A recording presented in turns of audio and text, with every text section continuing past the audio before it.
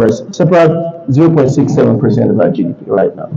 In the next 4 or 5 years, we're probably looking at less than 3% possibility of GDP contribution. I look at our Greek. Maybe our Greek is still around 20 to 30% right now. In the service sector, when Nigeria says we have maybe 40%, about 40% of our GDP, it includes banking, telecom, very small part of services, high tech. So that's what people need to remember. We need to focus on the areas that will not just add to our GDP but create jobs in Nigeria. Now, I'm a job creation centric guy. I'm ultimately focused on job creation. Every business I do, I just want to create jobs, and just like Charles said, it's not just the business, it's also the individuals. It's all about hype.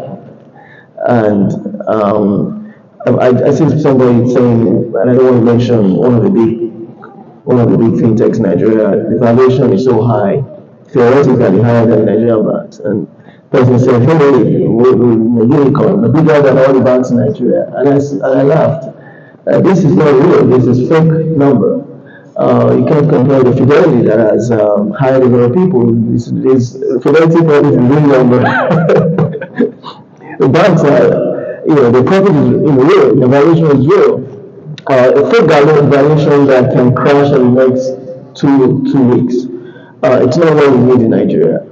And the VCs, many of them are not even making money out of it eventually. So they're not getting to the public, they crash even before they get to that level. It's IPO. So I think it's hype, and that's my problem in Nigeria. There's a lot of hype, even in the training that I mentioned. There's a lot of hype. We need to get beyond the hype and focus on what will create jobs for our country. So for SMEs looking for opportunities at finance, the first thing I'll say is that finance is getting tight all over the world, including America and Nigeria. And my first advice is to start small. I don't think you want to think. People want to start by asking for $1 million. So some people talk to me and I ask them, "What have you done so far?" And all they have is an idea on the paper, and they're asking for, "I need 1 million, I need $500,000." And they no, don't think of starting big. Start small. Push yourself forward. Start with $2,000. You have.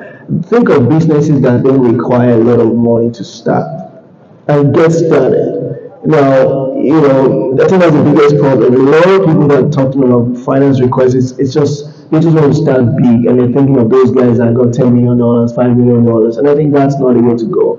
We need to learn how to start small, and as you grow, somehow in Nigeria, you come across opportunities that can really help you grow. I don't want to use one angel investors. There are not many angel investors in Nigeria, but sometimes it might just be an opportunity from a client that is willing to bet on you and give you a job that is going to make you income. And then if you need money to execute that job, you can take that order to people or to other smaller banks that can help you finance the project.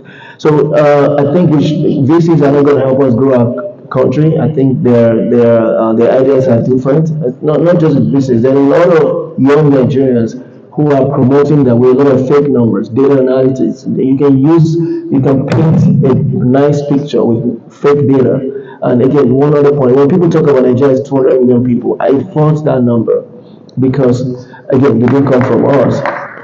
Anyway, so apart from the fact that it didn't come from us, how many people in that 200 million bracket are actually available for that market? Maybe we have 170 million people that are outside, or 150 million people that are totally outside that market segment.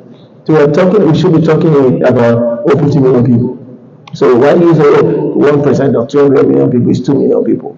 When you know that 70% of the 200 million people are completely out of that subset. But anyway, I think I'll end there. Thank you very much.